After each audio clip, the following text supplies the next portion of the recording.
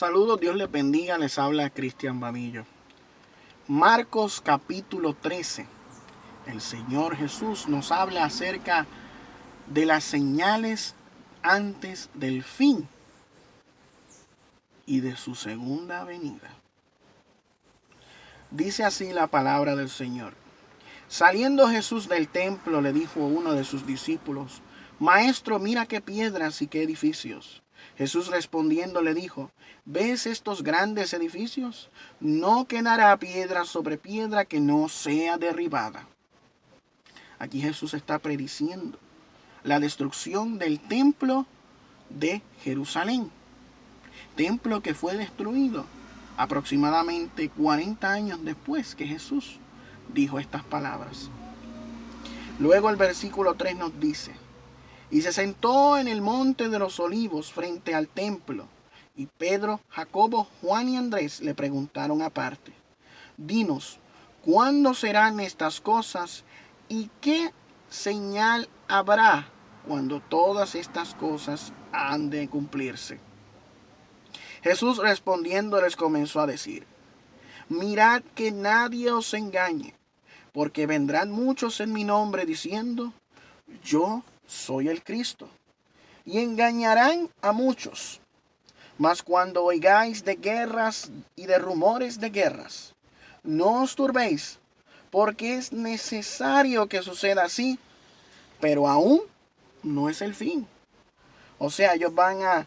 La primera señal que da el Señor Jesús es acerca del engaño. Nos dice: mirad que nadie os engañe, porque muchos vendrán en mi nombre diciendo: yo soy el Cristo, y a muchos se engañarán. Aún en el tiempo de Jesús habían falsos cristos. Antes de la llegada de nuestro Señor Jesucristo hubo falsos cristos, y después de la ascensión de Cristo a los cielos también hubieron falsos cristos. Y a lo largo de la historia también han habido muchos falsos cristos. Personas que se han proclamado Cristo o la segunda venida de Cristo, la reencarnación de Cristo o el Mesías. Vemos en la historia gente como Jim Jones, el reverendo Moon, David Koresh, Marshall Applewhite y un sinnúmero de otros más que se proclamaban ser Cristo y han engañado y engañaron a muchos.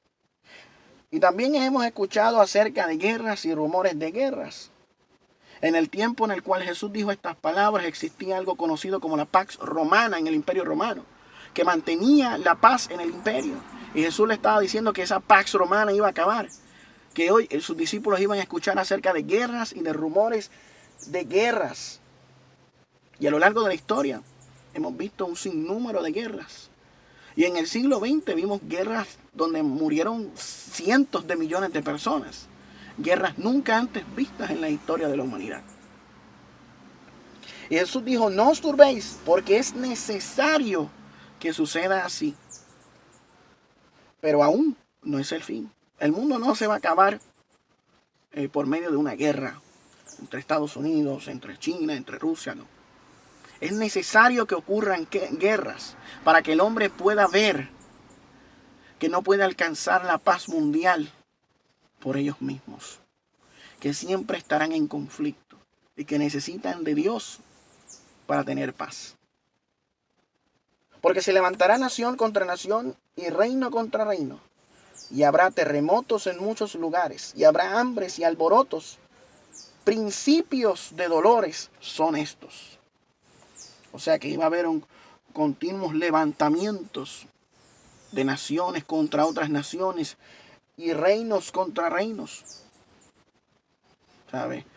Después que Jesús dijo estas palabras, en el Imperio Romano comenzó una desestabilidad siglos después que conllevaron al colapso del Imperio Romano y después el surgimiento de otros imperios, el Imperio Bizantino y un sinnúmero de otras cosas que pasaron, de inestabilidad política y social.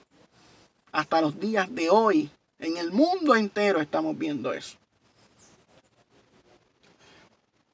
También hemos visto terremotos en muchos lugares. Grandes terremotos, como también nos dice Lucas 21, que es un texto paralelo de este de Marcos capítulo 13. Y habrá hambres y alborotos. Principios de dolores son estos. En ese periodo nosotros nos encontramos, en el periodo del principio de dolores. Y luego dice, pero mirad por vosotros mismos, porque os entregarán a los concilios y en las sinagogas os azotarán, y delante de gobernadores y de reyes os llevarán por causa de mí para testimonio a ellos. Y es necesario que el evangelio sea predicado antes a todas las naciones. Él estaba advirtiendo a sus discípulos que iban a ser perseguidos, que iban a ser entregados a los concilios, al Sanedrín en Jerusalén, y en las sinagogas iban a ser azotados por los judíos, quienes fueron los primeros que persiguieron a los cristianos. Luego de esto fueron los romanos, y luego sucesivamente diferentes otras religiones han perseguido al cristianismo. Hoy en día hay más de 130 millones de cristianos que son perseguidos alrededor del mundo. La religión más perseguida del mundo es el cristianismo. Personas que están siendo asesinadas por su fe, quemados vivos, torturados, arrestados por la fe en Cristo Jesús. Y dice, y es necesario que el evangelio sea predicado antes a todas las naciones. A todas las naciones. Para el tiempo que Jesús estaba hablando esto, los discípulos todavía no habían salido de ese área, de esa zona del Medio Oriente, de Israel, de Judea, de Palestina. Y él está diciendo que el evangelio debe ser predicado antes a todas las naciones. Hasta los confines de la tierra habría de ser predicado el evangelio. Hoy en día hay millones de personas alrededor del mundo que aún no han escuchado el evangelio, que aún no han escuchado acerca de Jesús y de lo que Él hizo por nosotros. Y por eso es necesario que aún el cristianismo tiene que evangelizar a las naciones. Aún estamos en ese tiempo de evangelización. Por cuanto os trajeren para entregarlos, no os preocupéis por lo que habéis de decir, ni lo penséis, sino que os fuere dado en aquella hora eso hablar, porque no sois vosotros los que habláis, sino el Espíritu Santo. O sea, le está diciendo que no se preocupe por lo que habrán de decir, ya que el Espíritu Santo hablará por medio de ellos. Y el hermano entregará al hermano, y el padre al hijo, y se levantarán hijos contra los padres y los matarán. O sea, habrán divisiones en la familia por causa del evangelio. Y seréis aborrecidos de todos por causa de mi nombre. Mas el que persevere hasta el fin, éste será salvo. Pero cuando veáis la abominación desoladora de que habló el profeta Daniel, puesta donde no debe estar, el que le entienda, entonces los que estén en Judea huyan a los montes. La abominación desoladora, predicha por el profeta Daniel. Muchos estudiosos piensan que se refiere al sacrilegio que hizo Antíoco Epifanes IV cuando edificó un altar al dios Júpiter en el templo de Jerusalén y sacrificó un cerdo allí en el altar. Muchos piensan que esta abominación desoladora se refiere específicamente a Antíoco Epifanes. Otros entendemos que eso que hizo Antíoco Epifanes es un tipo de algo que habría de suceder en el futuro y se refiere a la persona del anticristo que vendrá antes de la segunda venida en un periodo de gran tribulación a perseguir a la iglesia. El que esté en la azotea no descienda a la casa ni entre para tomar algo de su casa. Y el que esté en el campo no vuelva atrás a tomar su capa. Mas ay de los que estén en cintas y de las que críen en aquellos días. Orad para que vuestra huida no sea en invierno, porque aquellos días serán de tribulación, cual no ha habido desde el principio de la creación que Dios creó hasta este tiempo, ni la habrá. Muchos entienden que la gran tribulación ocurrió en el año 70, que fue cuando los romanos destruyeron el templo de Jerusalén. Ellos piensan que todo se cumplió ahí, que ese fue el tiempo de la gran tribulación y que ya no habrá una gran tribulación en el fin de los tiempos, que ya todo eso se cumplió. Sin embargo, Jesús nos dice que esta tribulación, este periodo de tiempo de aflicción, nunca la había habido desde el principio de la creación que Dios creó hasta ese tiempo, ni la habría. O sea que no habría una tribulación tan grande incluso después de ese periodo que él está describiendo. Si es como enseñan algunos que la gran tribulación fue lo que ocurrió en el año 70, entonces ¿qué hacemos con el holocausto nazi, donde murieron más de 6 millones de judíos, que fue muchísimo peor que lo que ocurrió en el año 70? Por eso es que nosotros entendemos que será algo en el futuro, antes de la segunda venida de Cristo. Y nos dice, y si el Señor no hubiera cortado aquellos días, nadie sería salvo. Mas por causa de los escogidos que Él escogió, acortó aquellos días. Tan grande iba a ser esta tribulación, este sufrimiento, que si Dios no acortara estos días, nadie iba a ser salvo. Pero por causa de los escogidos que Él escogió, o sea, aquellos que Dios había predestinado para salvación, Él acortó aquellos días. Entonces, si algunos dijere, mirad, aquí está el Cristo, o mirad, allí está, no le creáis. Porque se levantarán falsos cristos y falsos profetas, y harán señales y prodigios para engañar, si fuese posible, aún a los escogidos.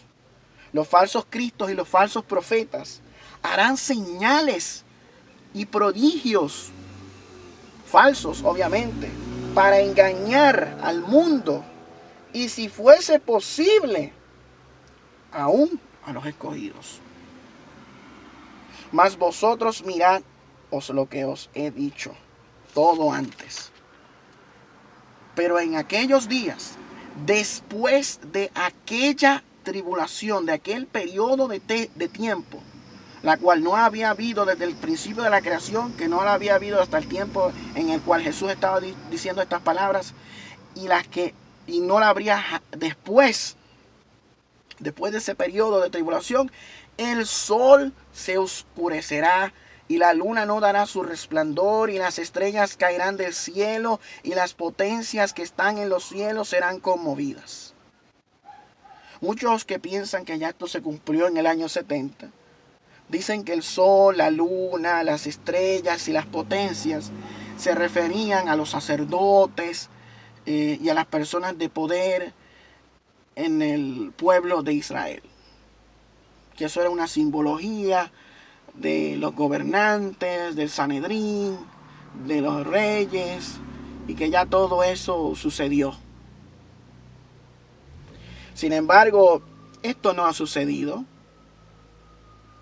Entonces verán al Hijo del Hombre que vendrá en las nubes del cielo con poder y gran gloria.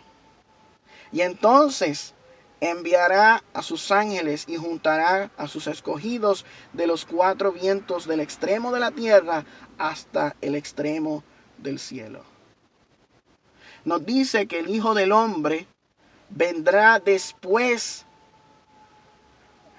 de esa tribulación, que vendrá después de que el sol se oscurezca, la luna no diera su resplandor, las estrellas cayeran del cielo y las potencias fueran conmovidas. Entonces es que vendría el Hijo del Hombre. Si es como enseñan estas otras personas que dicen que ya todo se cumplió, pues entonces ya Jesús vino. Incluso eso mismo enseñan, que Jesús ya vino de manera espiritual. Sin embargo, nosotros creemos que no, eso no ha ocurrido aún, sino que ocurrirá en el futuro. Y es por eso que el Señor Jesús nos exhorta a estar atentos y a velar y a orar sin cesar. Y entonces enviará a sus ángeles y juntará a sus escogidos de los cuatro vientos, desde el extremo de la tierra hasta el extremo del cielo. Ahí nos habla del arrebatamiento de la iglesia, que se dará después de la tribulación. Y nos dice: de la higuera aprended la parábola. Cuando ya su rama está tierna y brotan las hojas, sabéis que el verano está cerca. Así también vosotros, cuando veáis que suceden estas cosas, conoced que está cerca, a las puertas.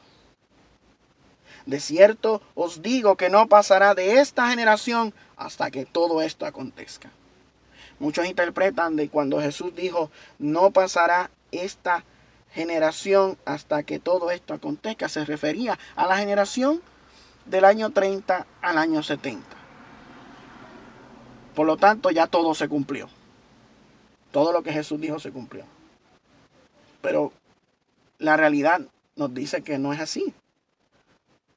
Así que la interpretación de este texto, nosotros los futuristas entendemos que esta generación que no va a pasar hasta que todo esto acontezca se refiere a esta era que vea todas estas señales.